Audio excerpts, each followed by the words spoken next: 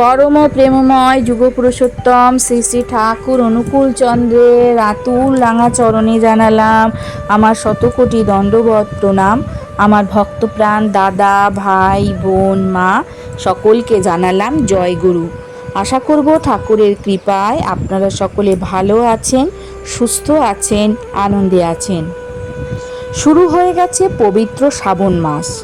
এই শ্রাবণ মাস পবিত্র কেন আমরা সকল সৎসঙ্গীরা জানি, কিন্তু যারা এই বিষয়ে অবগত নন তাদের উদ্দেশ্যে বলি, এই শ্রাবণ মাসে শ্রী শ্রী বড়মার আবির্ভাব ঘটেছে, অর্থাৎ শ্রী শ্রী বড়মা এই মাসে এই ধরাধামে জন্মগ্রহণ করেন।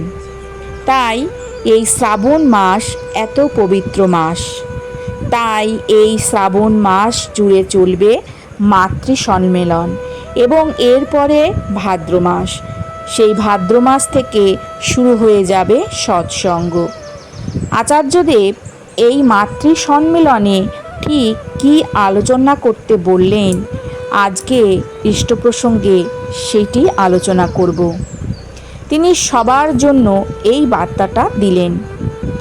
আচার্যদেব চাইছেন যে ব্যক্তি জীবনের কথা, ব্যক্তি জীবনের উত্তরণের কথা, তিনি ব্যক্তি জীবনের উত্তরণের কথা বলতে বলেছেন।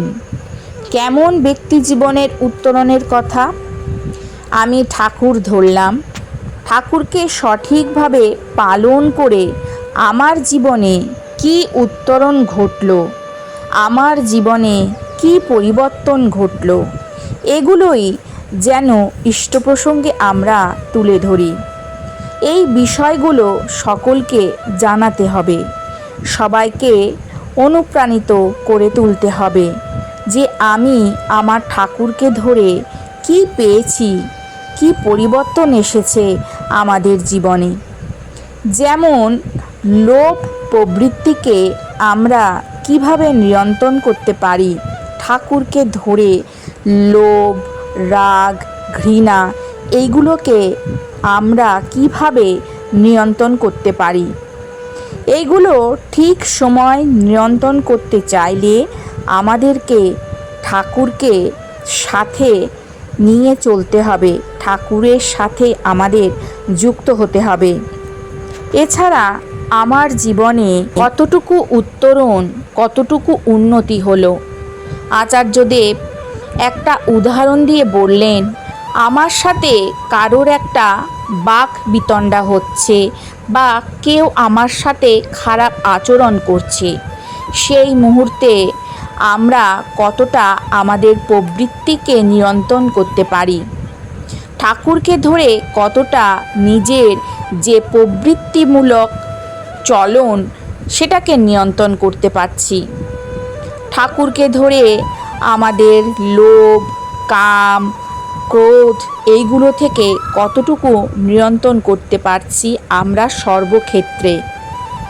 যেমন উদাহরণস্বরূপ, আমার কোনো কিছু খেতে ইচ্ছে করছে, সেই খাবারটির প্রতি আমার মনে লোভ জন্মাচ্ছে, কিন্তু আমি জানি ঠাকুর এটা খেতে নিষেধ করেছেন, কারণ এটা খেলে আমার শরীর খারাপ হতে পারে। তাহলে আমি সেই জায়গাতে কতটুকু নিজেকে নিয়ন্ত্রণ করতে পারছি। আবার আরেকটা উদাহরণ হলো, ধরুন কেউ আমার সাথে খারাপ আচরণ করছে, তখন আমাকে ভাবতে হবে যে ঠাকুর যদি এই মুহূর্তে এখানে থাকতেন তাহলে তিনি কি করতেন। ঠাকুর বলেছেন ওই রকম কিছু হলে সঙ্গে সঙ্গে ওই জায়গা ত্যাগ করে ফেলতে, কারণ রাগের সময় আমাদের মাথার ঠিক থাকে না, কথা কিন্তু উল্টোপাল্টা হয়ে যায়, তাতে সমস্যার সমাধান তো হবেই না, বরং সেই সমস্যা আরও বড় আকার ধারণ করবে। রাগ মানেই হলো পরাজয়।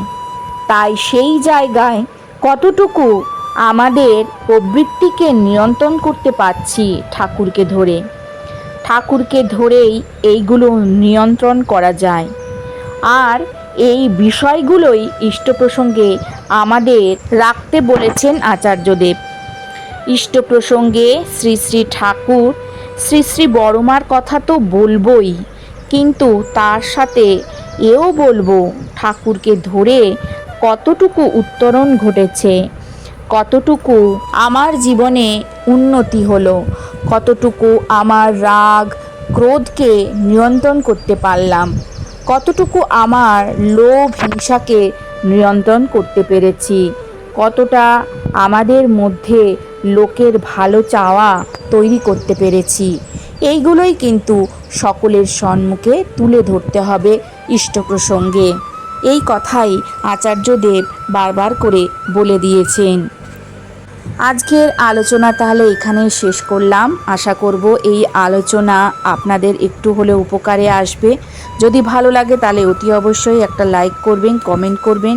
কালকে আসবো আবারও একটি নতুন আলোচনা নিয়ে। সবাই ভালো থাকুন, সুস্থ থাকুন, আনন্দে থাকুন। ঠাকুরের কাছে এই প্রার্থনা করি, ঠাকুর সদা সর্বদাই যেন আপনাদের মঙ্গল করেন। জয় গুরু, বন্দে পুরুষোত্তমম।